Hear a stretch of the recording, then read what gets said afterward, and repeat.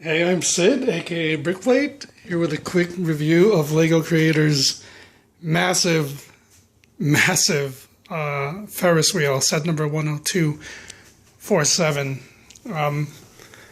Fairly simply, it's a huge set. When I say massive, this thing's probably about 18 inches high or more. My favorite features here are, well, number one, overall, it looks much more different than the first Ferris wheel that Lego released back in 2006 or so.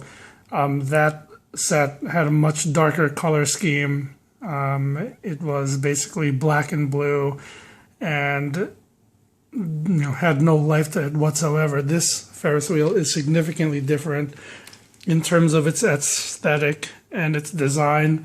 As you can see, a lot of bright colors, a lot of transparent yellow and transparent orange fins give it that pop at the center of the wheel, which itself is mainly white, save for these transparent light blue 1x2 plates at varying, or not varying, at exact intervals.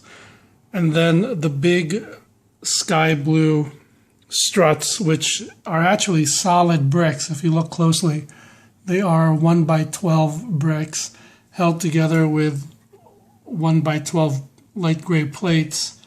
And on the flip side, a lot of 1x8, mainly 1x8 tiles, light blue tiles. So the color scheme here really makes this thing pop. The gondolas are a nice feature. They can each hold up to 3 regular minifigures. As you can see, we have the cast from The Simpsons in ours today. There's Maggie. And there are 12 of these, and they're nicely designed. They open up on one side for safety reasons. Opening up on all sides would be a terrible thing. There's Bart and Lisa in this cart. But as you can see, they're nicely designed. It has a very nice fluid motion. As you can see, there's no catching whatsoever. And just like in a real Ferris wheel, if you stand to one side of the gondola and there's no one on the other side, then it's going to tip over to one side but not completely fall. The rest of the set, nice little touches. Here's the operator's booth. Nice and unassuming. There's a simple printed slope brick in there with a seat for the operator. The trees are a neat touch. I'm told by the internet that this is actually a technique borrowed from several AFOLs. They did develop a new part for this. It's a 6-spoke flower stem part. As you can see, it does make for a very nice tree effect. So we're going to put that down. The ramps are also very well designed, right down to the banisters and the safety rails heading on up. There's a little bench. Marge could not go on the Ferris wheel because of her big hair. Here's another nice little touch. Usually when Lego designed, or when they used to design umbrellaed items like food carts and whatnot, they would simply take a 4x4 dish and just slap it on top of a rod, either a 1x4 rod or some other type.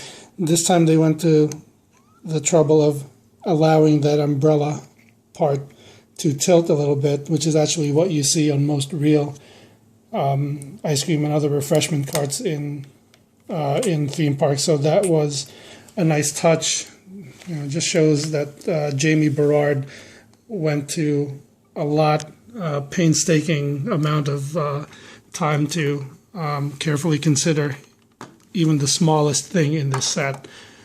Now back here is where all of your Technic action takes place. You can probably imagine anything with any moving parts, any set with any moving parts has a lot of Technic action. So that's of course the same here. Here, as you can see, I've put in a power functions add-on. This is from, I think this is from the previous iteration of Mindstorms, which I happened to buy in a bulk lot, so I didn't buy it new.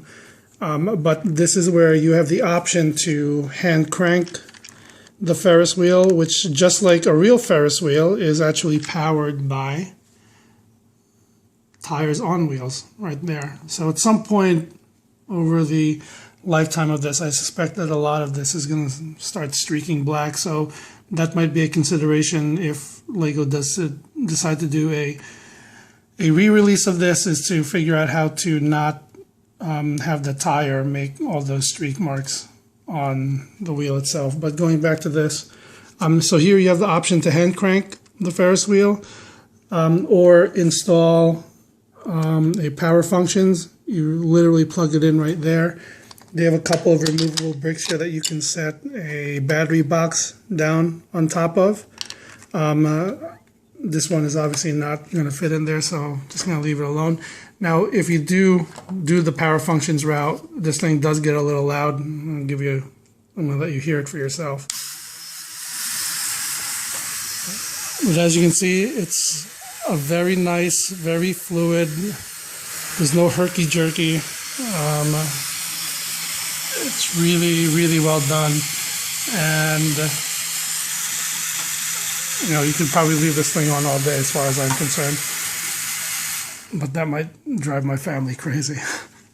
One more function is, for safety reasons, at real Ferris wheels, you might see when the platform does go up a little bit to meet the cart, which we do here. We have that function here that's controlled by a lever right back here. Like I said, another nice touch by Lego designer Jamie Berard, who was one of us. He used to be an AFOL, and he landed his and our dream job.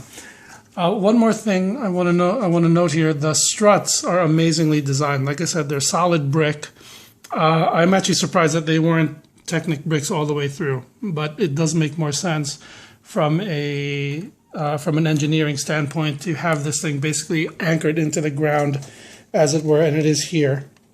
This is one of the feet of the support struts. But nice little trick here with the hinge plates splaying out right here. Hinge plate and Technic brick combo right here. That's a 1x2 Technic brick with 2 holes. And here's where the other foot lands. So basically, by the time all's said and done, you have an inverse V shape here, which is coupled with another one on the other side, and a technique that I think was first used on the first Star Destroyer back in 2001 with the splaying out and the unusual angle, but done to very nice effect here, and it really does even out. By the time you get down there, there's a little bit of, I don't think we can actually see it here, but in order to allow that to happen, this strut here has to be longer than this one. And Lego has done that, Jamie's done that very nicely.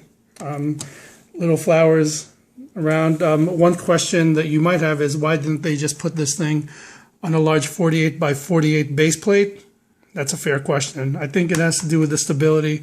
When you lift this thing up, it is as solid a Lego construction as you're going to get. So I'm just going to show you here while holding the camera with one hand, which might be a terrible idea.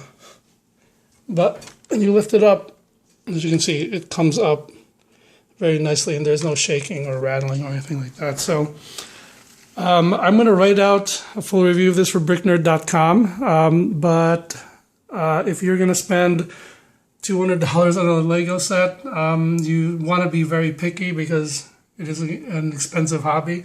But this one, I think, is worth every penny if you can get it. Even better if you can get it on sale. Lego Creators Ferris Wheel, set number 10247. I'm Sid, aka Brickplate, and we'll see you around the carnival. Bye.